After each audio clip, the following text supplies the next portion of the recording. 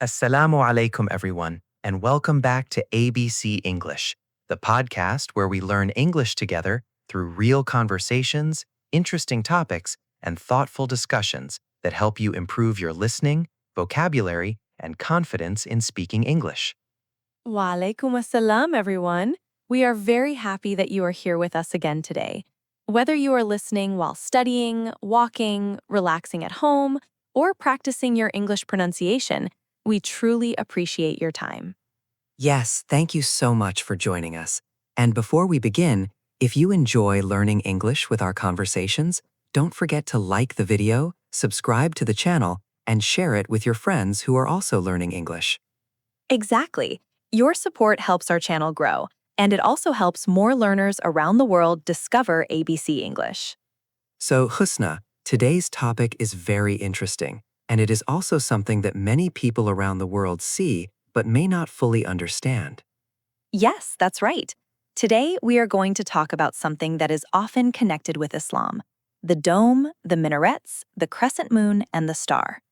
You probably see these symbols on mosques, flags, decorations during Islamic holidays, and even in artwork. But many people ask an important question. What do these symbols really mean in Islam? Are they official religious symbols, or are they just cultural traditions? That's a great question, and today we will explore the history and meaning behind these symbols, while also learning some useful English vocabulary. Let's start with a very simple explanation. Yes, the dome is the large, rounded roof placed above the main prayer hall of a mosque. From the outside, it makes the mosque look grand and beautiful. From the inside, it creates a large open space where many people can gather together for prayer.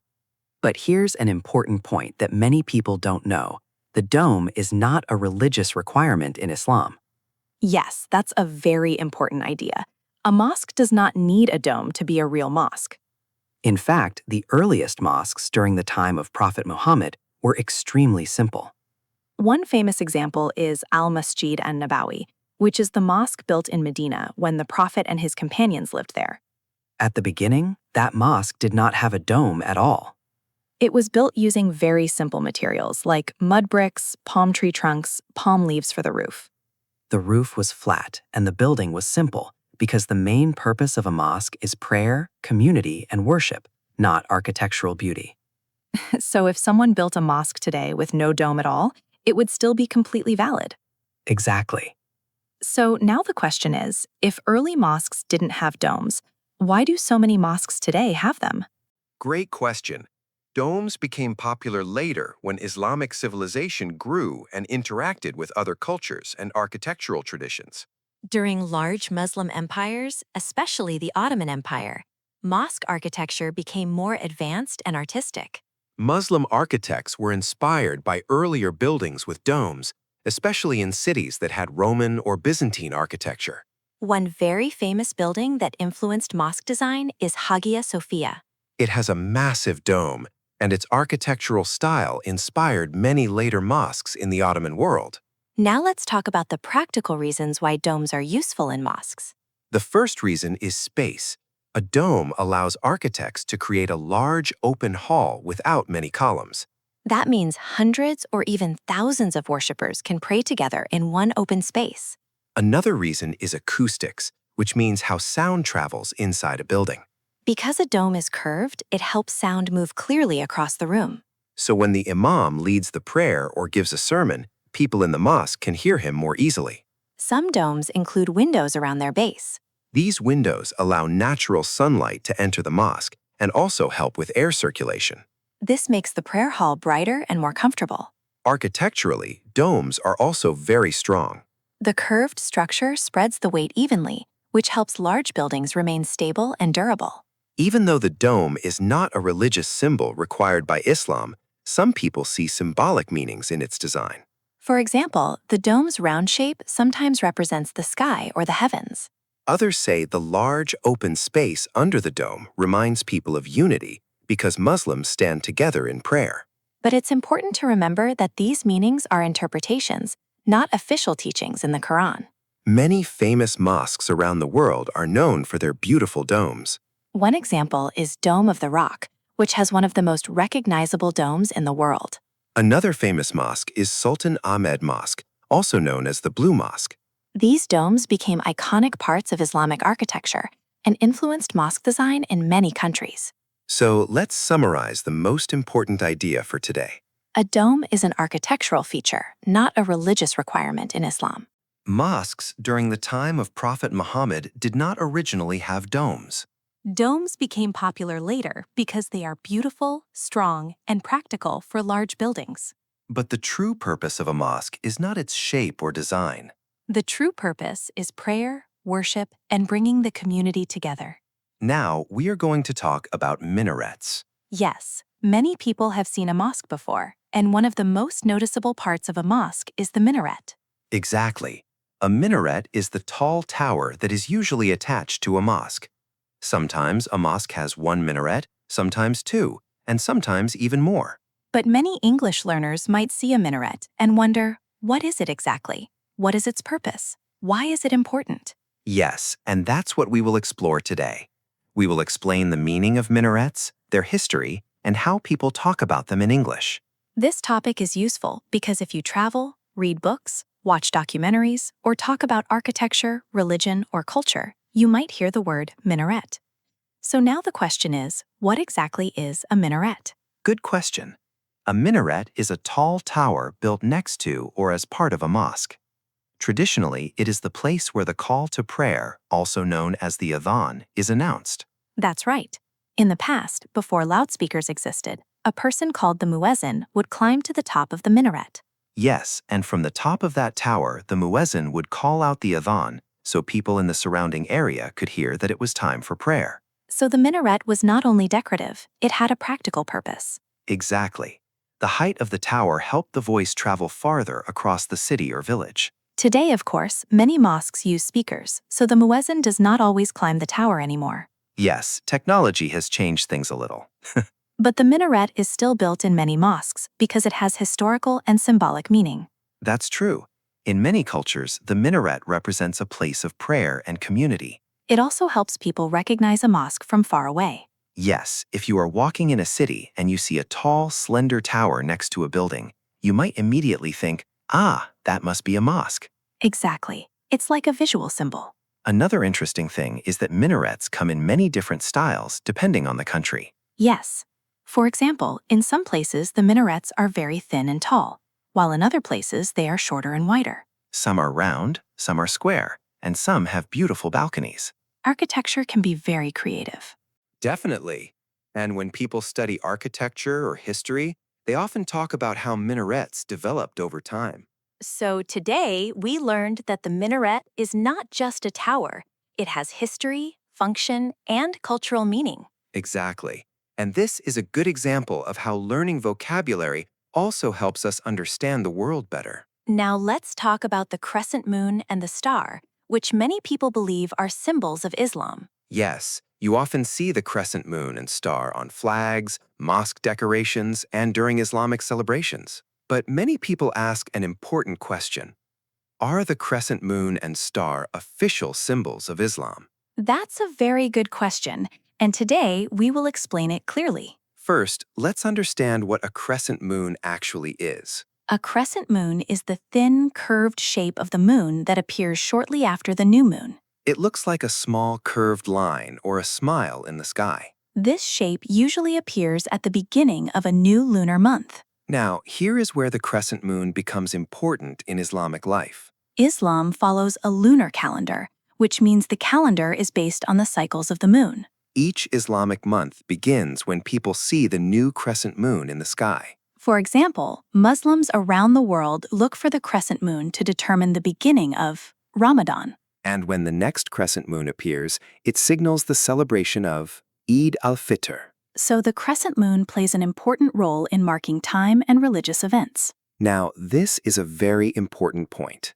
Many people believe that the crescent moon is the official symbol of Islam. But historically, Islam did not begin with a specific symbol like the crescent moon. During the time of Prophet Muhammad, Muslims did not use the crescent moon as a religious symbol. Early Muslim communities focused more on faith, prayer, and teachings rather than visual symbols. So, if the crescent moon was not originally an Islamic symbol, how did it become connected to Islam? This connection became stronger during the time of the Ottoman Empire. The Ottoman rulers used the crescent moon and star on their flags and buildings. Because the Ottoman Empire ruled many Muslim lands for hundreds of years, the symbol slowly became associated with Muslim culture. Over time, people around the world began to think of the crescent moon as representing Islam. But it's important to understand that this connection is historical and cultural, not a religious command. Even though it is not an official religious symbol, many people see beautiful meanings in the crescent moon. For example, the crescent moon can represent the beginning of a new month and a new spiritual journey. It can also remind Muslims of the rhythm of time, since Islamic life follows the natural cycles of the moon. Some people also see the crescent moon as a symbol of guidance in darkness because the moon shines in the night sky. But again, these meanings are interpretations, not formal teachings in Islamic scripture. So let's summarize the most important lesson. The crescent moon is important for the Islamic calendar because Muslims use it to mark the beginning of each month. But it is not an official religious symbol required by Islam. Its connection to Islam developed through history, culture, and architecture, especially during the time of the Ottoman Empire. The true focus of Islam is not a symbol. The true focus is faith in God, good character, prayer, and compassion for others. Now let's talk about the star that is often shown next to the crescent moon. You may have seen a crescent moon with a star on top of mosques, on flags of some Muslim countries, or in Islamic decorations. Because of that, many people think the star is an official symbol of Islam. But the story is actually more interesting than that. First, let's talk about the symbol itself. The star is usually shown as a 5-pointed star placed next to a crescent moon. This symbol is simple and easy to recognize, so it became very popular in art, architecture, and flags. But it is important to understand that the star was not originally a religious symbol in Islam. During the early period of Islam, in the time of Prophet Muhammad, Muslims did not use a star symbol to represent their religion. In fact, early Islamic culture focused more on words, calligraphy, and teachings rather than symbols or images. Islamic art often used beautiful Arabic calligraphy and geometric patterns instead of symbolic pictures. So the star symbol did not start as a religious sign in early Islam. So how did the star become connected with Islamic culture? The connection became stronger during the time of the Ottoman Empire. The Ottoman rulers used the crescent moon and star together on their flags and buildings. Because the Ottoman Empire ruled large parts of the Muslim world for hundreds of years, this symbol became widely recognized. Gradually, people around the world began to associate the crescent and star with Muslim societies. But again, this is a historical and cultural development, not a religious rule. Even though the star is not an official Islamic symbol, many people like to give it symbolic meanings. For example, some people say the 5 points of the star represent the 5 pillars of Islam. The 5 pillars include 1. Faith, shahada; 2. Prayer, salat; 3. Charity, zakat; 4. Fasting during Ramadan; 5. Pilgrimage to Mecca, Hajj. However, it is important to say clearly that this meaning is a symbolic interpretation, not an official teaching from the Quran. Another common interpretation is that the star represents guidance. In ancient times, travelers and sailors used stars to find their way at night. Because of that, some people see the star as a symbol of light, direction, and knowledge. In a poetic way, it reminds people that faith can guide them through the darkness of life. But again, these meanings are cultural and inspirational ideas, not religious requirements. So let's summarize the key lesson. The star symbol is not an official symbol of Islam. It became connected with Islamic culture mainly through history, especially during the time of the Ottoman Empire. Some people interpret the star as representing the 5 pillars of Islam or guidance, but these meanings are symbolic. The true essence of Islam is not represented by a symbol.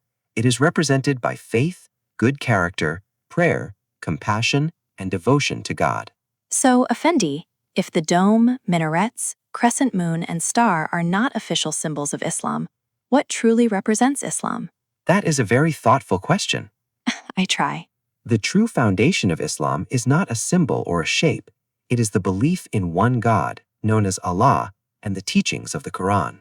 Yes, and Islam focuses on faith, prayer, kindness, honesty, and compassion toward others.